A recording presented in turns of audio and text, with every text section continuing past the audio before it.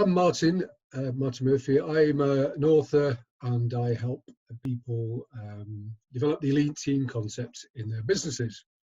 And as part of that, especially with what's going on with working from home being so prominent, I thought it was a good time to bring out this Mission Power meetings and introduce people to this idea. The idea for Mission Power meetings actually came from an incident that happened about 10 years ago when a mentor of mine asked me to attend a board meeting. And during the board meeting, I thought I was there just to observe what was going to happen. But halfway through it, this team around the board table were not able to come to any kind of conclusive decision. So it just went on and on. And my mentor pointed to me and said, "Have you got any ideas?" And it was kind of like a rabbit in the headlight moment in the fact that I didn't have any ideas. I just ring a bell.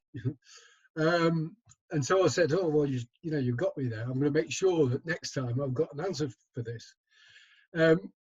So then this is where the Mission Power model came into being. And I use it it's an integral approach, a kind of hearts and minds approach. And I use it for decision making, planning, creating a compass for teams so they know which direction to go in. They can always refer back to it if they're making a decision. So it's good for autonomous teams. And it's especially useful in meetings, and more so now that we've got, working from home, people using remote meeting and technology. So this is just an introduction, some of the challenges with meetings normally, and also with online, and an introduction into the Mission Power and how that makes for effective meetings, basically. So we've been having meetings ever since we've been able to communicate, really. And the great things about meetings are that they leverage the collective intelligence of a group of people, basically. And research has shown that collective intelligence has big benefits because it's on a par with a lone genius. And so there aren't many lone geniuses about. So if you can develop the collective intelligence, creativity of a team effectively, then that's obviously going to be a rewarding experience. As we can see from this guy, this is actually a carver ceremony. These guys have been doing this community meetings for 3,500 years.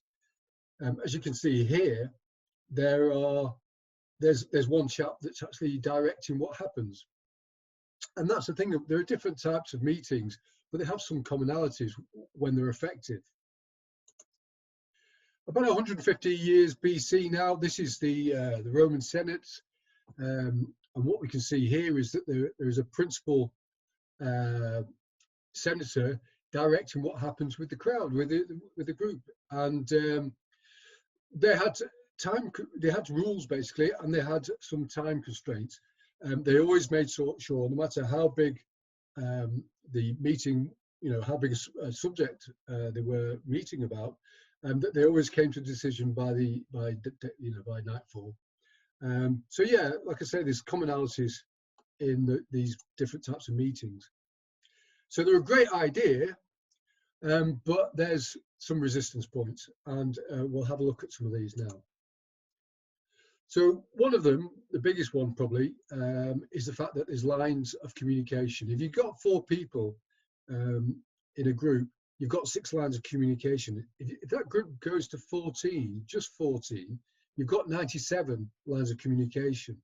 So it gets to be very confusing. So it's a good idea to keep your meetings as small as number as possible. You've also got Ringelmann effect and bystander effect. Basically, Ringelmann effect means that the more people you add to a task, the less individual effort, less engagement there is by individuals within that. As you can see, chunky guy at the back here isn't really pulling his weight, and the poor girl at the front is just about to take a soaking. You've also got bystander effect. This is the idea that if someone's willing to do the work and jump in and do the work, then the other people, other people will just let them do that. So Ringelmann effect and bystander effect, again, lowers the impact the more people you have on the effectiveness of a meeting. We also see the world as we are. when I've been doing some research and asking some questions about this, one of the things that came out was the fact that some people find them very effective. About 30% of the people that are polled, there was about 500 or so in the poll. The people that are in charge anyway tend to find them very effective, and there's probably a good reason for that. Is that the people who are empowered feel and behave differently. It's to do with the levels of testosterone and cortisol in the system. If you're empowered, you have higher testosterone, even in females, and lower cortisol. If you're disempowered, you have higher cortisol and higher testosterone. So what that means is that people with high testosterone, empowered people, basically, empowered people are more creative, more proactive, they feel more confident. Disempowered are basically the opposite. They're less creative, less confident, and less likely to be proffer suggestions, if you like. We've also got this polarization of ideologies. So we can talk about left wing and right wing, and we have things called meta programs, which are like filters that we filter through, and we have a preference for those. So some people like an exploratory approach to life, and some people prefer a mastery approach to life. Some people like the big picture, some people prefer the details. Some are rational and relational. We could call that egocentric and sociocentric. Some people, they're self-referenced. Other people, they're referenced on, depends on what other people feel about a situation. Some people just like to play the devil's advocate. And of course, there's nothing wrong with any of these styles, if you like. The problem is when they clash. We're quite often given this false dichotomy. Do you want the green apple or do you want the red apple? Red pill, blue pill. And it goes on all the time. And actually, it's two sides of the same coin. Do I want to use my left hand or my right hand? Well, probably both, really.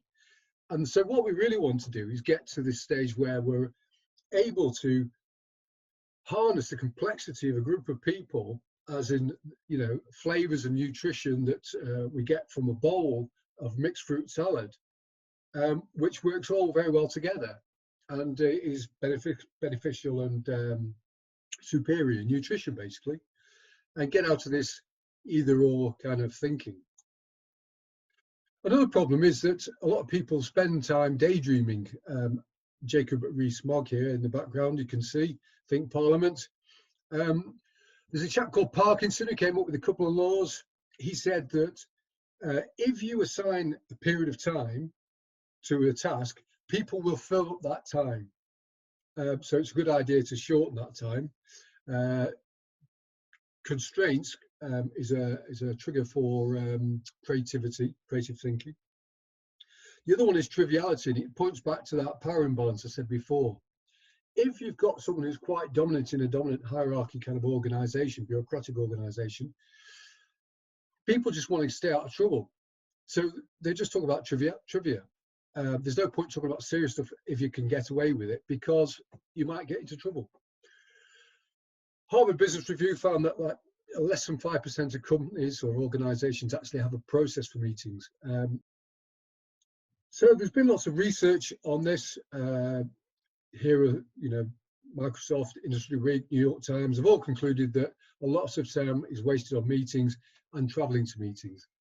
I had a conversation last week with the Federation of Small Businesses. I was doing a talk with them, and the lady was sharing with me the fact that she actually spent 4 hours driving between meetings, 3 to 4 hours, I think it was. So, there's a lot of effective benefits with working remotely, having meetings remotely. There's a lot of time being wasted in the traditional method. And also neuroscience shows that unproductive meetings deplete finite cognitive resources. So we've got little energy left for work, basically. What we have seen in this working from home thing is that people, now that they've had a taste for working remotely, at least some of the time, that people, now that they've had a taste of it, would actually prefer to work some of the time for the rest of their career. So talking to quite a few people, clients and what have you, a lot of them, or some of them, are actually thinking, yes, well, we're definitely going to enable more of that, which will lead to more cost savings. very important, depending on the climate that we're going through, the economic climate, and also the fact that some people are very happy working from home. Depends on where you are in your your own personal life cycle. Some people still, obviously younger people primarily, enjoy the social aspects of working at work, if you like. So it depends. It's very contextual on your own personal circumstances. But it's a staggering amount of people that would actually like to do that. And if there's cost benefits, why wouldn't you want to do it?